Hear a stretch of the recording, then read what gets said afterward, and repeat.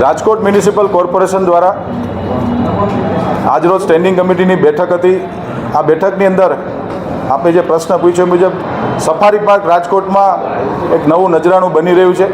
જેવી રીતે પ્રદ્યુમન પાર્ક બનાવ્યું, જેવી રીતે રામવન બનાવ્યું, એવી રીતે રાજકોટના લોકો માટે સફારી પાર્ક રાજકોટ મહાનગરપાલિકા બનાવવા જઈ રહ્યું છે। સંબંધિત મંજૂરીઓ એ પણ બધી આવી ગઈ છે અને ગઈકાલે માનનીય ધારાસભ્ય શ્રી ઉદયભાઈ કાનગડના હસ્તે, કારણ કે વિધાનસભા 68 વિધાનસભા આવે, આખી 29 હેક્ટર જમીન ઉપર કમ્પાઉન્ડ વોલનું કામ ગઈકાલથી ખાતમુહૂર્ત કરવામાં આવ્યું। આજે એમના ગેટ જે દેવળિયા સફારી પાર્ક અને આંબરડાઈ સફારી પાર્કમાં જે પ્રકારે ગેટ બનાવ્યા છે, એ ગેટનું આજે અમે લોકોએ સ્ટેન્ડિંગ કમિટીમાં કામ મંજૂર કર્યું છે અને 1.5 વર્ષની અંદર રાજકોટના નગરજનો માટે લાયન સફારી પાર્ક એ અમે લોકો ખુલ્લું મૂકવા જઈ રહ્યા છીએ। રાજકોટ મ્યુનિસિપલ કોર્પોરેશનની આજરોજ સ્ટેન્ડિંગ કમિટીની બેઠક હતી। કુલ દરખાસ્તો 45 દરખાસ્ત હતી।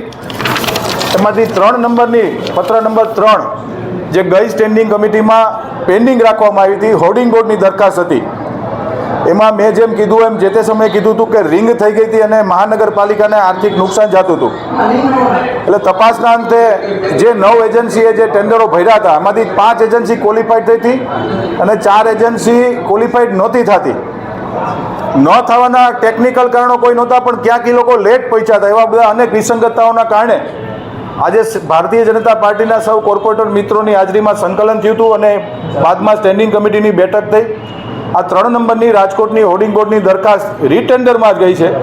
બાકી બધી જ દરખાસ્તો મંજૂર કરીને રાજકોટ શહેરના અલગ અલગ વોર્ડની અંદર કુલ 119 કરોડ 72 લાખ 45 હજાર જેવા 1 અબજ અને 19 કરોડ જેવી માતબર રકમના ખર્ચે આવનારા દિવસોની અંદર રાજકોટ મહાનગરપાલિકામાં વિકાસના કામો થઈ રહ્યા છે।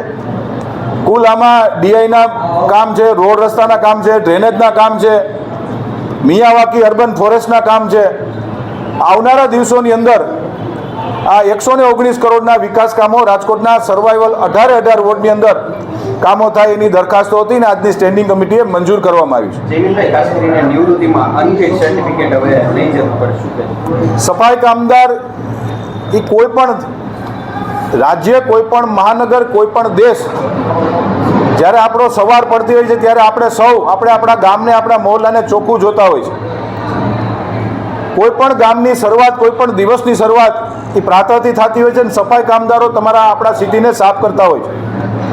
સફાઈ કામદાર પરિવારની જે એક માગણી હતી, યુનિયનોની માગણી હતી કે 20 વર્ષ નોકરીના થઈ ગયા બાદ એ લોકોને આરોગ્ય જોખમાય છે તો મેડિકલ સર્ટિફિકેટ લેવું પડતું હતું ને એમાં અનેક વિસંગતતાઓ આવતી હતી, જેના કારણે વારસાઈ જે નોકરી મળવાની હોય છે એ મળતી નહોતી।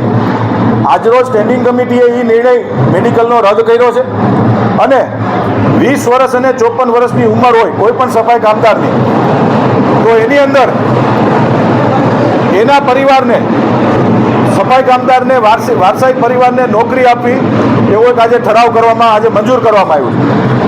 કુલ મિલાવીને વાત કરું તો સફાઈ કામદાર માટે આજે દિવાળીની એક મોટી ગિફ્ટ ભારતીય જનતા પાર્ટીના શાસકોએ આપી છે। આ દરખાસ્ત મંજૂર કરીને જનરલ બોર્ડમાં જશે અને પછી રાજ્ય સરકારમાં મંજૂરીની અપેક્ષા અમે લોકો મોકલવાના છીએ। રોડ રસ્તાના કામો અત્યારે જેટ પેચના માધ્યમથી થાય છે એની દરખાસ્ત પણ હતી।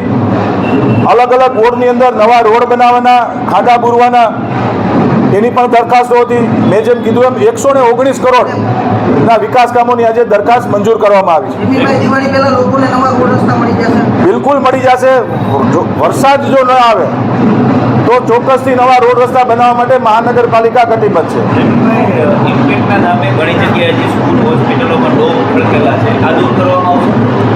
ગઈકાલે સૌ મીડિયાના મિત્રોના માધ્યમથી મારા ધ્યાનમાં વિષય પણ આવ્યો હતો।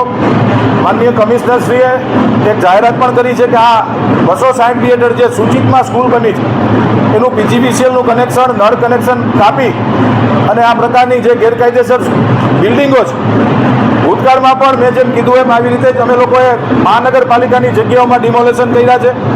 સમયાંતરે ગેરકાયદેસર બાંધકામ કોઈ કરતું હશે તો એનો ડિમોલેશન કરવામાં આવશે। જયદીપભાઈ, ખાસ તો બીઆરટીએસ કર્મચારીઓ છે તેમને 3 મહિનાનો પગાર મળી રહી છે, એ મારા ધ્યાનમાં નથી, પણ જો એ પણ હશે તો હું ચોક્કસ એ લોકોને ન્યાય અપાવીશ.